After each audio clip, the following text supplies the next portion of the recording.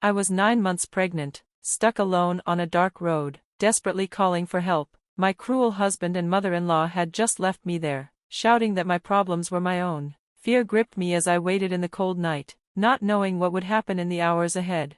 My name is Ella, and I'm in my early 30s, living in a quiet neighborhood in Houston, Texas. Right now, I'm 9 months pregnant with my first child, and it's been a long and challenging journey. But before I get to where I am now, I want to go back to the start, before the baby, before everything changed.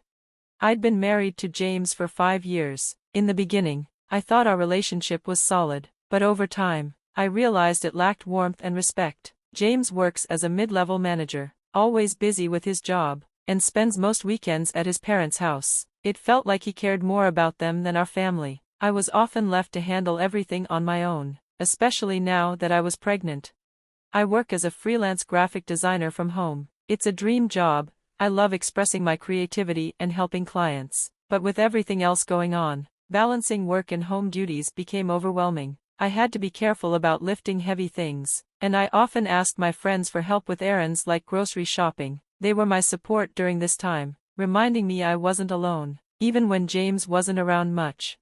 One evening, after a long day of working, I was in the kitchen making dinner when James walked in. He looked angry, and I could tell something was wrong. He dropped his briefcase on the floor and pointed to the fridge. "Did you get the beer?" he demanded, his voice sharp. I was taken off guard. "I'm sorry, James, I've been working." "And what exactly were you doing?" he interrupted. "You have all the time in the world." His words stung. I was exhausted, and the last thing I needed was a fight. "I'll go get it now," I said, trying to keep my voice calm. I grabbed my keys and headed to the store. On the way there, I tried to shake off his harsh words. When I walked into the store, I ran into my neighbor, Sarah, who was in her late 30s. She always had a kind smile, and it made me feel a little better. "Hey, Ella, you look like you could use a friend," she said warmly. "I'm just getting an errand done for James," I replied, forcing a smile. "You're doing a lot. I can't imagine how tough it must be right now," she said, gently touching my arm. "You're almost there, though, just a little longer." We talked for a bit, and I left the store feeling slightly better, but as soon as I got home, the tension from James's anger came crashing back. "Why did it take so long?" he snapped as I walked in, arms crossed. "There was a line," I explained, trying to stay calm. "Whatever," he muttered, grabbing the beer from my hand. "You should have called. You know I'm busy." His words made my heart race. I wanted to yell, to defend myself, but I stayed quiet, hurt by his constant anger. It felt like a pattern, him getting upset, and me taking it silently. The next day, I hoped things might be better, but when James left for work, he said, "Don't bother with dinner, I won't be home." But just hours later, he returned unexpectedly, angry again. "Where's dinner?" he barked as he walked in, glaring at me. "I thought you weren't coming home," I said, my voice shaky. "Of course, I'm coming home, you should have known that," he shouted. "You never plan ahead, you need to do better." His words hit me hard. "Maybe if you were more like my mom, I wouldn't have to remind you how to be a real wife," he added, his tone harsh. Martha, I thought, cringing at the mention of his mother. She had never liked me, always criticizing everything I did. Since our wedding, she blamed me for any problems with James, saying I wasn't fulfilling my role as a wife. I could feel tears coming, but I tried to hold them back. "James, please," I said, keeping my voice steady. "I'm doing my best."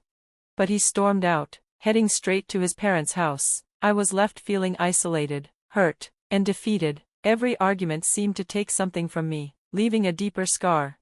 As time passed, the tension grew. James insisted I join him on a family trip. Even though my due date was approaching fast, I wasn't sure about going, but he didn't give me any choice. The day of the trip, I felt a mix of anxiety and dread. As we drove, something shifted inside me. I suddenly felt warmth, then panic. My water had broken. "James," I cried, shocked, "my water just broke." He glanced at me, his expression cold. "We can't ruin this trip. Get out of the car, Ella. You're ruining everything." "What? No, I need to go to the hospital," I yelled, panic rising in my voice. "Just go by yourself, we don't need this mess," Martha said from the front. her tone dismissive. They both told me to leave, as though I was nothing more than an inconvenience. I was left alone and terrified, the weight of their cruelty crashing down on me. In that moment, I realized I was truly on my own. Sitting in the car, my heart raced, and panic took over. I couldn't believe this was happening. My water had broken, and instead of support, I faced anger and dismissal from James and Martha. "I'm not going anywhere," I yelled, feeling the urgency of the moment. "I need to get to the hospital." But James just stared at me, his expression cold and unmoving. "We're not taking you. You'll ruin our trip," he said flatly. With that, he and his mother turned away, leaving me in shock. Desperation clawed at my throat as I watched them, my emotions swirling with fear and anger. It felt as if I was invisible to them, a mere inconvenience in their lives. Panicked, I fumbled for my phone, my hands trembling as I dialed Jessica's number.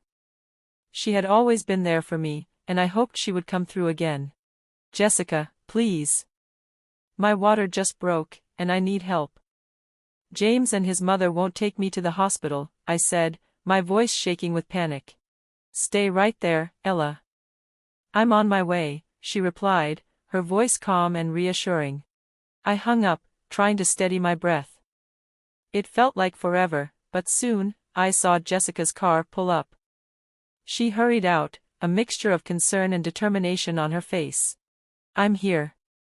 Let's get you to the hospital," she said, helping me carefully into her car.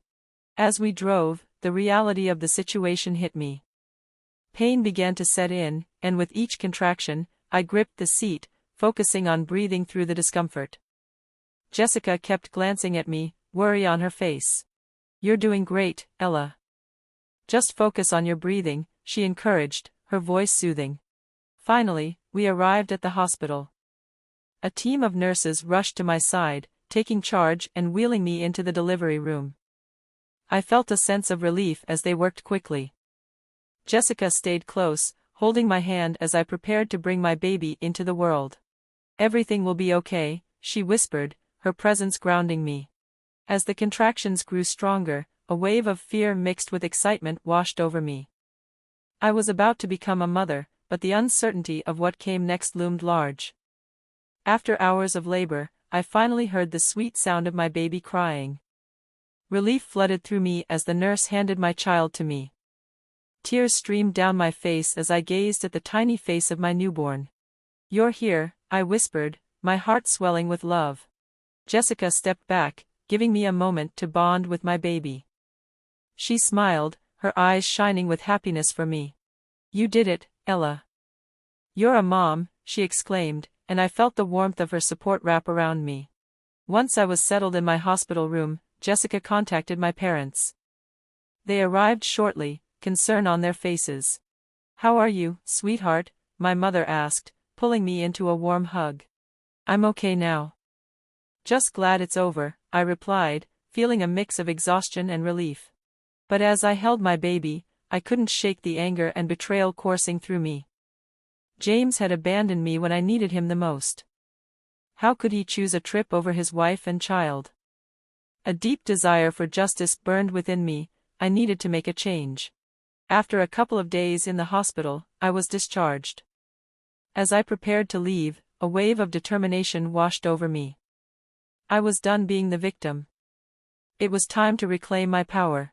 Jessica visited me at home, bringing a gift for the baby, a soft blanket and a small stuffed animal. "I know things have been tough, but you're stronger than you think, Ella," she said, her eyes serious. "You deserve happiness, and I'll be here for you, no matter what." I looked at her, grateful for her unwavering support. "Thank you, Jessica. I really appreciate everything," I said, a spark of hope igniting within me. As the days turned into weeks, I began to make plans. I contacted a lawyer to discuss my options regarding a divorce. The thought of facing James again made my stomach turn, but I knew I had to do it. I was ready to fight for my independence, to take control of my life, and to ensure a better future for my child. One evening, I sat down with Jessica, and we talked about a plan. "I want to make sure James faces consequences for what he did," I admitted, my voice steady. Jessica nodded. We'll make sure he doesn't get away with it, Ella. You're not alone in this. In that moment, I realized I had the strength to move forward, to seek the justice I deserved. I was ready to take control of my life, no matter what challenges lay ahead. With each passing day, I felt more determined to take back my life. The anger and pain from James's betrayal fueled my resolve to seek justice. I met with Jessica and my lawyer, Rachel, to discuss my options. It was time to file for divorce and make sure James paid for how he had treated me. Rachel outlined the steps clearly. Ella, we'll start by filing the paperwork. Given everything that's happened, especially how James abandoned you during your pregnancy, you have a strong case for custody of your child, she explained, her tone professional but kind. I nodded, a mix of fear and empowerment rushing through me. I just want what's best for my baby. I don't want James in our lives if he's going to treat us like that. Jessica chimed in. You deserve to be happy, Ella. You've already shown so much strength. We'll be with you every step of the way. Her support meant everything to me. I wasn't alone in this fight. As we moved forward, I couldn't shake the anxiety that crept in when I thought about facing James again. What would he say? Would he try to manipulate me again? I steeled myself for the confrontation, knowing it was necessary for my future. A few days later, Rachel called to let me know the court date had been set. My stomach twisted in knots as the day approached. On the morning of the hearing, I dressed in a simple but professional outfit, determined to present myself with dignity. I took a deep breath as I looked in the mirror. I had to stay strong, for my baby. Jessica drove me to the courthouse, her presence comforting. You've got this, Ella. Just speak from your heart, she encouraged. When we arrived, a sense of dread filled me. The courthouse felt cold and intimidating. I saw James sitting in the waiting area, his expression unreadable. He looked up as I entered, and a chill ran down my spine. I quickly looked away, focusing on the path ahead. The hearing began, and I felt the tension in the room. Rachel presented my case, and I could see James's face twist with anger. He tried to counter every point, but I felt a surge of confidence. I was no longer the helpless woman he had tried to control. Your Honor, I finally spoke, my voice steady but filled with emotion. I just want to provide a safe and loving environment for my child. Greg's behavior during my pregnancy shows that he is not prepared to be a supportive father. Greg shot me a glare, but I didn't waver. This was my moment to reclaim my power. As the judge deliberated, I could feel the weight of my decision pressing down on me. Would they see the truth? Would I get the chance to build a better life for my child? Finally, the judge returned. Based on the evidence presented and the circumstances surrounding this case, I grant Ava full custody of the child. My heart soared, and tears of relief filled my eyes. Greg's face twisted in anger as he realized what had happened. You can't do this, he shouted. The judge raised a hand to silence him. You will have scheduled visitation rights, but it will be supervised for the time being, the judge replied firmly. As we left the courthouse, I felt lighter. It was just the beginning, but I knew I had taken the first crucial step toward freedom. I looked at Jessica, who beamed with pride. You did it, Ava. You stood up for yourself. Thank you for being here, I said, my voice filled with gratitude. This was a turning point for me. I was no longer a victim, I was a survivor. With each step forward, I felt stronger and more empowered to face whatever came next.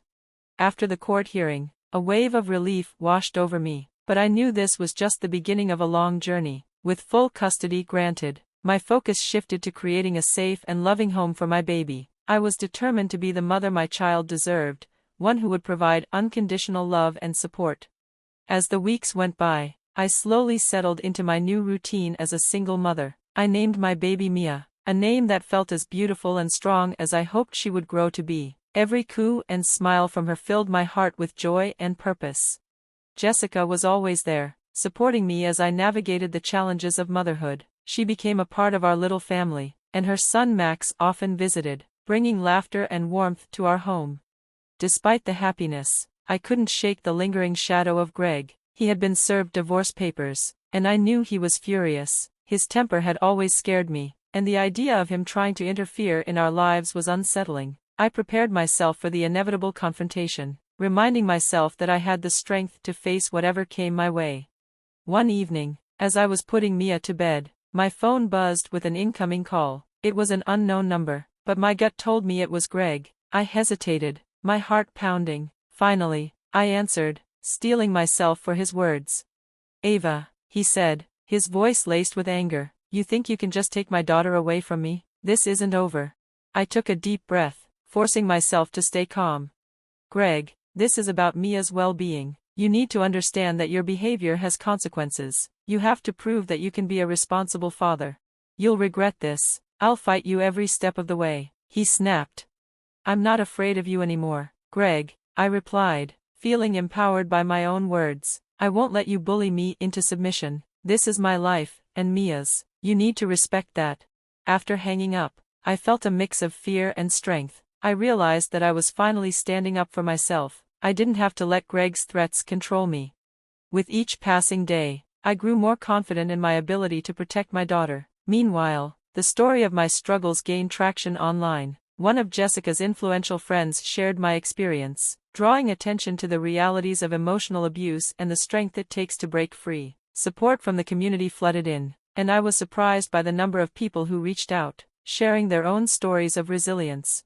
Months passed, and Greg continued to attempt to assert his presence in Mia's life, but each time, he faced the legal boundaries I had established. The supervised visits kept him in check, and I made sure to document everything with Jessica's help. I felt ready for anything he might throw my way.